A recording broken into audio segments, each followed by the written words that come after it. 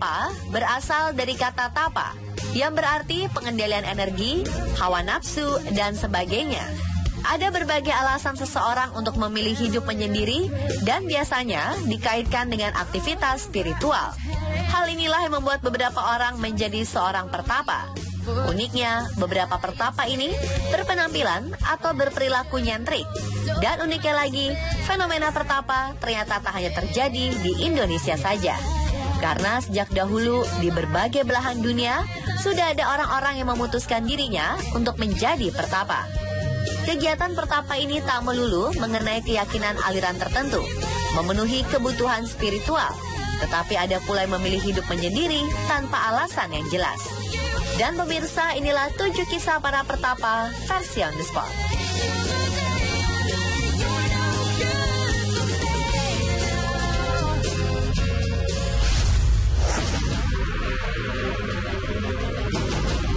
Kisah pertapa nyentrik pertama datang dari daerah Dieng, Wonosobo, Jawa Tengah. Pertapa bernama Mbah Fanani ini telah menghabiskan waktunya untuk bertapa selama 20 tahun di pinggir jalan daerah Dieng. Jika Anda pernah melintas di pinggir jalan Dieng, tepatnya di jalan yang menghubungkan Wonosobo dan Banjarnegara, dan melihat tenda biru, di sanalah Mbah Fanani tinggal. Pria yang kabarnya sudah berusia lebih dari 100 tahun ini memilih bertapa di tenda depan rumah warga. Dahulu, Mbah Fanani bertapa di dalam gua kawasan Dieng. Kemudian ia berjalan merangkak pindah ke depan rumah penduduk. Kabarnya dahulu saat awal datang ke Dieng, Mbah Fanani masih suka diajak bicara dan kerap kali marah jika ada warga yang datang kepadanya dan meminta nomor undian untuk berjudi. Ia pernah mengatakan akan selesai bertapa sampai ada kapal yang menjemputnya.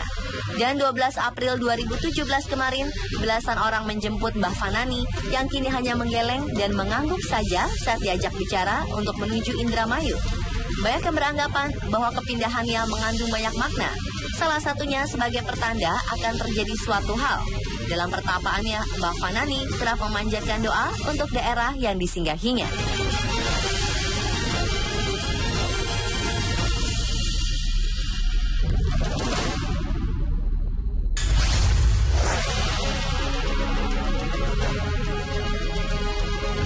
Siapa bilang bahwa seorang pertapa tidak bisa cerdas dalam bidang akademik? Hal ini dibuktikan oleh seorang pertapa asal negeri Kangguru, Australia. Pertapa bernama lengkap Gregory Smith ini telah menjadi seorang akademisi di School of Arts and Social Science di Southern Cross University, Australia. Dalam wawancara pada sebuah pemberitaan di Australia, Smith mengaku ia pernah menghabiskan 10 tahun di hutan untuk bertapa. Menurutnya, hutanlah yang benar-benar tulus kepadanya di saat ia tak punya tempat lain yang dituju. Sebelum menjadi akademisi seperti saat ini, Smith menghabiskan masa kecil di panti asuhan dan menjadi tunawisma saat masa tuanya.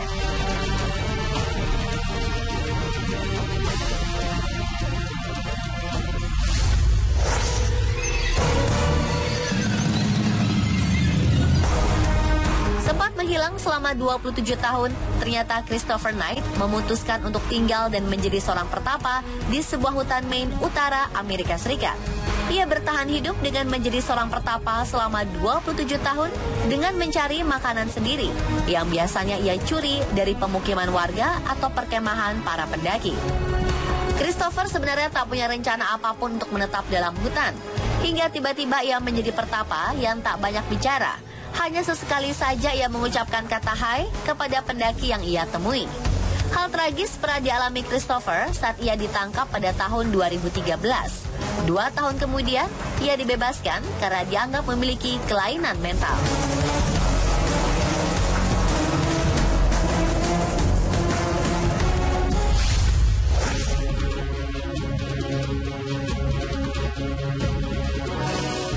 Seorang pertapa asal India bernama Bhagavan Sri Ramana Maharshi dahulu pernah mengalami kejadian seperti meninggal dunia pada umur 16 tahun sebelum akhirnya ia memutuskan untuk menjadi seorang pertapa. Ia pernah sakit dan ketika berusaha untuk konsultasi ke dokter, ternyata dokter pun tak bisa mengobati penyakitnya. Hingga ia berpikir untuk mencari penyembuhannya sendiri, yaitu dengan cara bertapa dan menggunakan aliran spiritual. Ia menggunakan gua sebagai tempatnya bertapa. Ia juga sempat berpindah-pindah dari tempat satu ke tempat lainnya. Salah satu tempat yang paling lama ia tinggali adalah Gua Virupaksa di India. Tercatat, pertapa nyentrik ini tinggal di gua ini selama 17 tahun.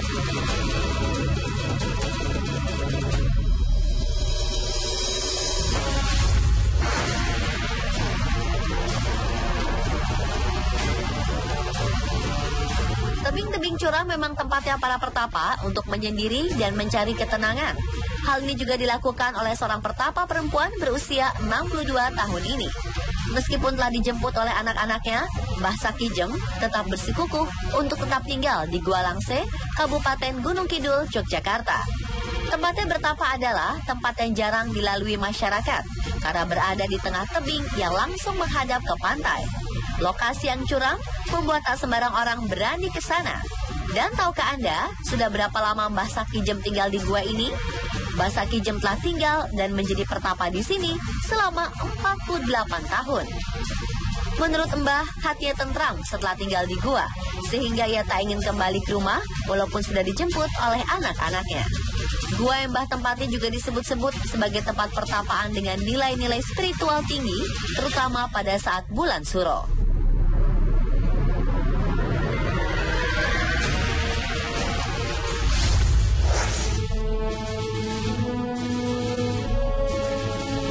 Bernafas, makan, dan minum adalah beberapa cara manusia untuk bertahan hidup.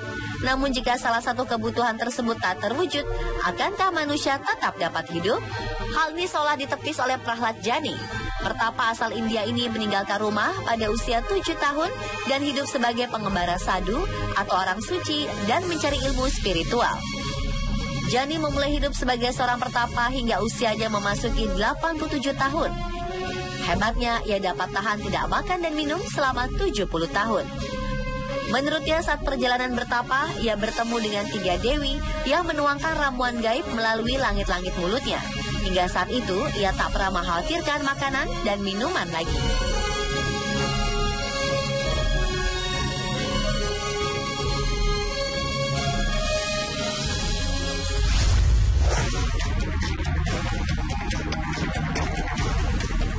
Seorang perempuan tua asal Rembang, Banten, Jawa Tengah telah memutuskan untuk menjadi pertapa pada 1953 sampai saat ini. Lee King Yo atau biasa dipanggil Emak King menyebut dirinya sebagai pertapa omahan atau orang yang bertapa di rumah. Menjadi seorang pertapa adalah warisan turun-temurun dari keluarga Emak King. Saat menjadi pertapa, ia disumpah untuk tidak menikah, makan daging, dan selalu puasa dalam waktu yang cukup lama, yaitu sejak jam 12 siang sampai matahari terbit. Saat menjadi pertapa, ia sering mengobati orang sakit dan tidak pernah menerima imbalan apapun.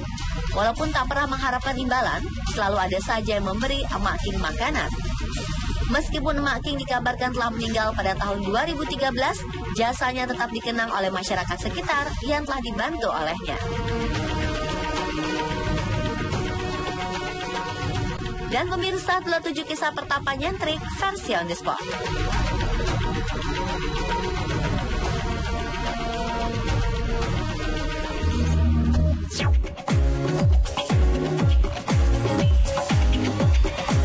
Benarkah The Virgin Queen merupakan seorang pria?